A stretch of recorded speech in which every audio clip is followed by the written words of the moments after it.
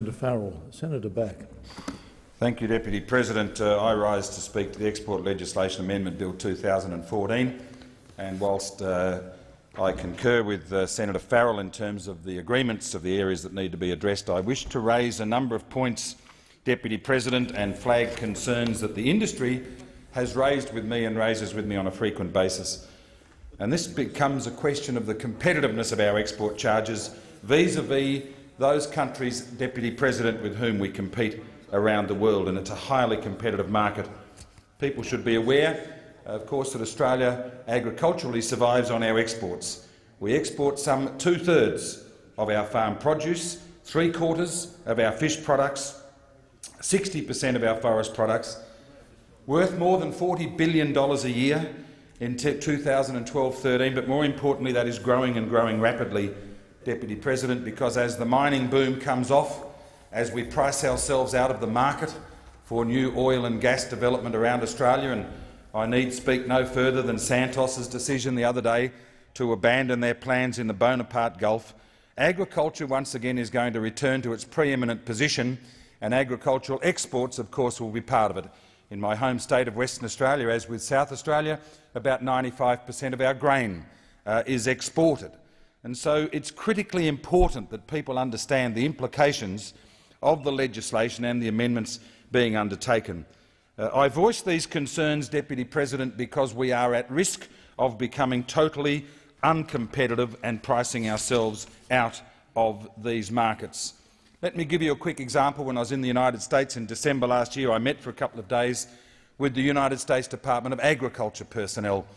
They told me that all costs associated with inspections for export, at least the vast majority, are in fact met by the American taxpayer.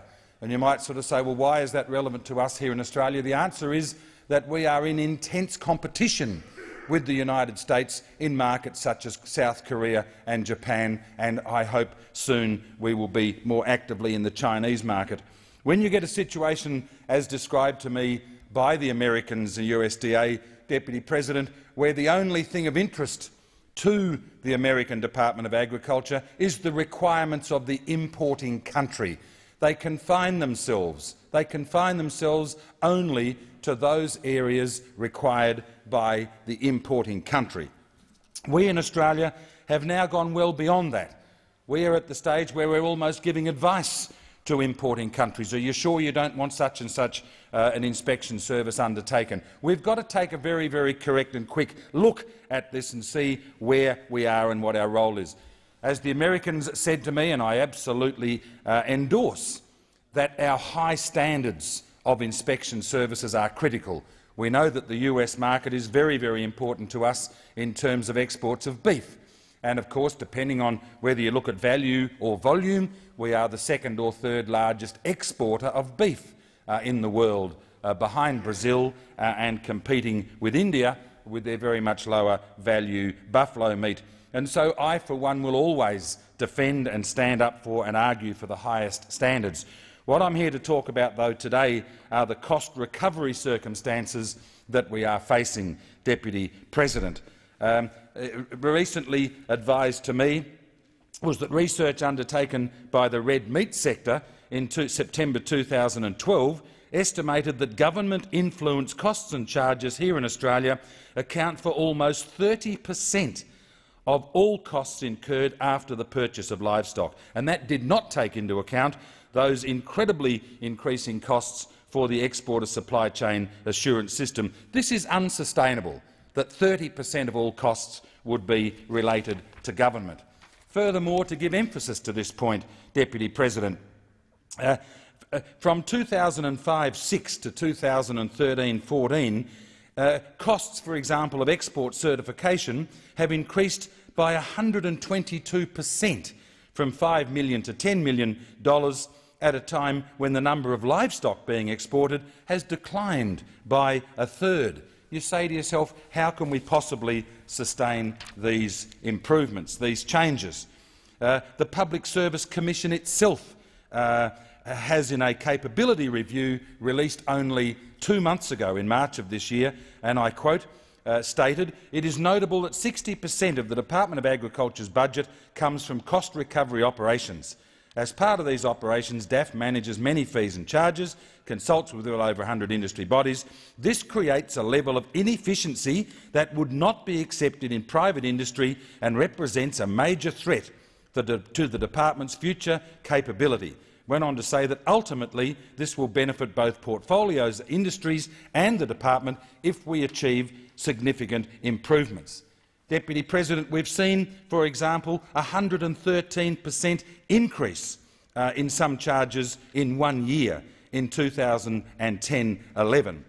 We have a circumstance in which industry currently pays all costs in live animal exports, including those not associated with export certification, as well as performing export certification services. Deputy President, the Live Animal Exports Group undertakes a range of activities, such as answering parliamentary questions, briefing ministers, responding to correspondence, preparing financial reports, responding to FOI requests, public queries, supporting market access negotiations, and yet industry is paying for all of these costs under the Industry Recovery Scheme. It just simply can't afford to do so. And I'm flagging this today, as I have with the Minister, as I have with the Secretary of the Department, and as I will go on doing. Let me give you an illustration, Deputy President. Remember that we are one of 109 countries involved in exports. We have by far and away the highest costs associated with the exercise. Our hourly rate is absolutely unacceptable. And as I come back to producers, because at the end of the day all costs end up at the farm gate, we have a circumstance now, I mentioned the United States of America, the return to a producer in the USA is double that of a producer here in Australia. We know from the grass-fed beef inquiry that we're having at the moment that the return to the beef producer today per kilogram is no different to what it was 20 years ago. 20 years ago. And yet the domestic consumption of beef has gone down, the retail prices have gone through the roof. And when you look at the cost of processing through abattoirs in our country, we are infinitely higher than the next highest, and that is the United States of America. So when one has a look at the actual costs that are imposed on industry by the Department of Agriculture, and I'm now referring to the draft of the Cost Recovery Impact Statement for 2014. And, Deputy President, these are costs associated with document processing and administration. And these are the anomalies that our industry representatives are coming to me on a continuing basis to ask how can they be reconciled. Those costs of document processing for a companion animal, $381 per hour. For a horse, $508 an hour. For reproductive material, be they embryos, semen or whatever, $405 an hour. But for livestock export, that figure jumps to $671.80 per hour. Now, these costs are just absolutely unsustainable. As I said to the Secretary during Senate estimates, we know that veterinarians and others in the Department of Agriculture are not being paid $625,781.70 per annum. If they were, Deputy President, I might consider applying for a job as a veterinarian in the Department of Agriculture. But I ask the question, how is it that these costs are so high? We have a circumstance where small exporters are being priced out of the market. One circumstance put to me in which the gross return for a small export was going to be $1,000 and the cost of processing the documentation to actually give effect to that export was $1,000, 100% of the actual return to the producer. And so you say to yourself, well, what happens in other countries? Senator Colbeck, Senator Stirl and then Senator Kerry O'Brien and I were in New Zealand, I think 2 years ago, through you, Deputy President, to Senator Colbeck. And in that country they have outsourced much of the export inspection services for a range of animal species and indeed for costs associated with laboratory testing, etc. We in Australia have not done that. Here in Australia, the Department of Agriculture sets the rules, licenses the exporters, attends to the inspection and then acts as the appeals board should there be any complaints or disagreements with those fees and charges. And that's exactly where we are at the moment. And you bet that industry is complaining bitterly when it's looking at proposals of $671 an hour, when it's looking at an increase from 65 cents per kilometre, which is reasonable in industry, up to $1 per kilometre, with no explanation being given, and of course the other attendant charges of this cost recovery, about which I spoke in the last few minutes. I have presented to relevant parties a circumstance which is occurring at the moment in terms of live export charges, and these are those associated, again, with documentation, etc. And we have the anomalous situation in which the hourly rate for these inspection services change dramatically, Deputy President, and I want to explain how they do. There are three classes of cattle get exported: those for breeding purposes, those which are known as feeder cattle, and they will go into feedlots, and there are others that will go directly for meat processing. The price per animal for feedlot cattle is called Tier 2, and this is $3.90 per beast. And you say to yourself, well, $3.90 a beast, you know, if that's what the fee is, it's going to go back to the producer eventually, but we can wear that.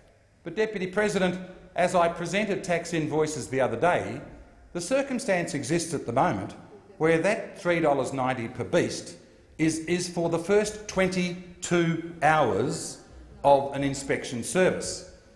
And in industry, of course, we would think, well, if you have a look at any aspect of industry, be it professional services, be it trades or whatever, the larger the number of animals or the larger number of units, the larger the number of electric light bulbs that an electrician might be replacing, the actual unit cost would go down. But in fact, that's not the case under this new cost recovery scheme. After 22 hours, and that's a very, very small number of hours for the complexity of the work being undertaken, and I'm going to come to SCAS in a moment, after 22 hours, that figure changes dramatically in what's referred to in the tax invoices as a penalty fee. That penalty fee, Deputy President, for the invoice I have in front of me, jumped from $3.90 per beast to $70.50. Yes, $70.50 per animal. Now, any of us who have been involved in business, anybody that's been involved in provision of services, be they professional or trades or labour-related, would know that you factor in your costs before you present them to a potential client. And so if $3.90 per animal is the fee, and you've factored in your costs associated with it, your head office costs, your costs of per diem if the person has to travel, you bring all those into account, and the figure is, in this case, $3.90 per hour. There can be no circumstance in which that fee jumps up to $70.50 per beast to be processed. Now, I don't care how people try to defend that to me. I can't understand if they come to me and say, look, we think this is associated now with factoring in all of the costs. My answer to them is the $3.90 should factor in all the costs. And furthermore, Deputy President, I say again, the more animals or the more electric light bulbs or the more hours of consultation that a legal firm may give a client, one would expect the unit cost to come down, not to go from $4 per animal to $70 per animal. This is totally and utterly unacceptable and without exception. And of course, as industry says to me, there is no cost pressure, there is no cost competitiveness. I understand that the officials of the Department of Agriculture are very, very diligent, but if you know very well that for the first 22 hours you're going to get $3.90 a beast, and after that you're going to get a very much higher figure, in the case I quoted $70.50, where's the incentive to get more work done more efficiently in a shorter amount of time? And more particularly, if it is the statement of our government, and it is, that we are trying to reduce red tape, that we are open for business, then it is incumbent on us to be driving these prices down, to be improving efficiencies. Deputy President, I come to the question of risk, and this is the mechanism, in my view, by which this can be done. Obviously, if we are to retain the status that we enjoy internationally in terms of the quality of the product that we export, in terms of the standards of inspection that we enjoy, in terms of the return to producers and others in the chain, then of course it is absolutely critical that we are able to go to the international markets and assure them of our ongoing and continued commitment to this area. But I ask the question, for example, in the live export of animals, if from the same farms, using the same transporters, using the same feedlots, using the same ships, into the same importers' facilities, into the same abattoirs for 40 years, with obviously high trust by the purchaser of the quality of our product and the price at which we're able to put it into the market, where is the justification from a risk analysis point of view to spend exactly the same amount of time in reviewing a new request for export to that market when we know that there is no change in all of that supply chain? So the point I want to make is this, Deputy President, that in a risk analysis process, what we must do, of course, is to have a look at the risk. If it's a new exporter, if it's a new importer, if it's a new participant in the supply chain, if it's a new market, if it's a new product, then we should devote all of the time and the attention to satisfy ourselves here in Australia and to satisfy the end customer that we can in fact preserve the integrity of our product. And so that's where the money should be spent. Deputy President, at the moment, where's the incentive for an excellent exporter controlling a supply chain in an efficient way? Where's the incentive, I ask, for them to continue their level of excellence? Where is the reward from the regulator which says to that exporter, you are performing at or above industry and international and national expectations, so we will lower the level of audit upon you. We will charge you a lower figure. We will continue to keep an eye on you, of course, and should there be any problems, we'll be down on you like a ton of hot bricks. But where is the incentive for that exporter to maintain their excellence when in fact they are going to be the subject of the same levels of this $671 an hour, for example, or the ridiculous figure of the 22 hours at $3.90 jumping up to $70.50. There is no logic in this particular exercise. I say again, Deputy President, that we are operating in a highly competitive market. Following my visits to the USDA in Washington, I met with participants of the cattle industry, the export industry and the Texas Department of Agriculture in Austin, Texas, and at the Texas A&M University, and producers and exporters. And the continuing question of them was, Dr. Back, Senator Back, why are importing countries who you have long supplied with product, why are they here in the United States of America trying to source supply from us, when we know very well that the quality of your product has stood up over 40 years? We know you lead the world in transportation. We know you lead the world in animal welfare standards. Why are they? And I could name them for you. They asked me, why are they here in the United States trying to source product? And the answer, regrettably, is that we are at risk of not continuing that high level of reliability, Deputy President, for which we have earned an enviable reputation, both in live animal exports, in beef, in sheep meat and those associated products. So I support this legislation, but I put out a call very strongly on behalf of industry that what we are moving towards is unsustainable. We cannot sustain it. The producers of Australia can't handle it. They can't handle the added costs upon them, and I urge government and the department to address this. Senator Back, your time.